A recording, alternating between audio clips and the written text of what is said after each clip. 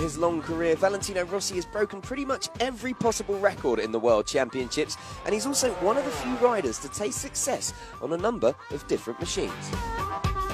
In his debut season, a very young Rossi enjoyed his big break on an Aprilia RS125. He would take his first ever podium during the 10th race of the season in Austria, before going on to take his first win at the next race in Brno. In the 1997 season, Rossi would claim his first ever world title on board the Aprilia, as he dominated proceedings, taking 12 race wins and 15 podiums, as well as 5 pole positions on his way to the 125cc World Championship. In 1998, Rossi moved up to the 250 class, sticking with his Aprilia team on the RSV 250. He would go on to take 5 wins in his first season in the category and was involved in an awesome title fight with Tetsuya Harada and Loris Capirossi before eventually finishing as the runner-up.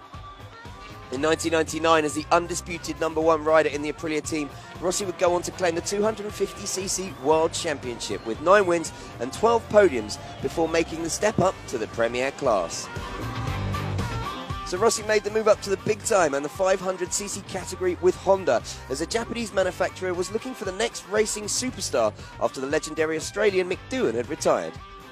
After a start to the season which was plagued by rookie mistakes, Rossi would recover to incredibly finish as runner-up in just his first year in the class, taking 2 race wins in the process. But it would be in 2001 that he would truly announce himself as a future legend of racing, as he went on to claim the last 500cc World Championship title after taking no less than 11 victories on his way to becoming the 2001 World Champion.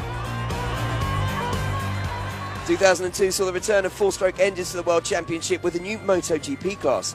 Rossi was provided with a new exotic 5-cylinder prototype from Honda, the RC211V, which Rossi would take full advantage of to win back-to-back titles in the 2002 and 2003 seasons, claiming another 15 victories before deciding to take the first big gamble of his career. Valentino Rossi in Yamaha. That gamble was the move to the uncompetitive factory Yamaha machine, the YZR M1. Rossi would take his whole team with him and his crew in an effort to turn around the manufacturer's fortunes and turn the bike into a challenger. Victory in his very first race on the machine saw him become the only and first rider to take back-to-back wins on different bikes, and would mark the start of an epic era that would see the Italian become MotoGP World Champion 4 times, twice on a 990cc bike and twice on the new 800cc bikes. However, it was soon to be all change, as an injury in 2010 and the emergence of Jorge Lorenzo as his teammate at Yamaha persuaded Rossi to take on the challenge of trying to win a world championship with Ducati. So for the following season in 2011, Rossi moved to the Italian team, which was on paper a match made in heaven. However, this gamble would not pay off from the man from Tavullia. As hard as he tried, the nature of the Desmo Sedici meant that he could only finish on the podium 3 times in 2 seasons, and led to many predicting it was the end of the Italian's glittering career. Although luckily, that couldn't have been further from the truth. After his sojourn at Ducati, Rossi returned to his former Yamaha team in 2013, once more with Lorenzo as a teammate. His comeback season was one of adjustment, and the Italian had to readapt his machine and deal with a few new faces and contenders in the championship.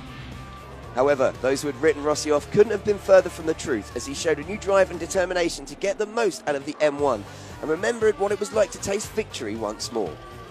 In 2015, Rossi seems to have found something extra.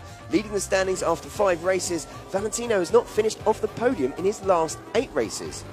In his 20 years in the World Championships, Rossi, on all of these machines, has a total of 110 GP victories, 201 podiums, 60 pole positions, 92 fastest laps, and of course, 9 World Championship titles.